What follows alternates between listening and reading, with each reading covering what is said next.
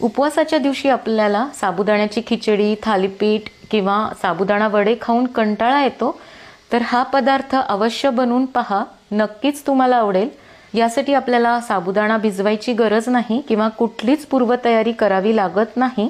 अगदी मोजक्या साहित्यात तयार होतो आणि नेहमीपेक्षा खूप वेगळा आहे.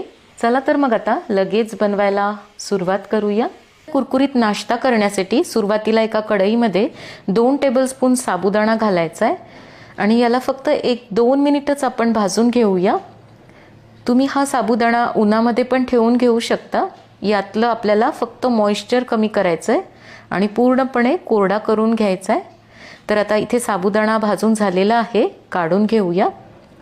आणि हा थंड झाला की एका मिक्सरच्या भांड्यात घालायचा.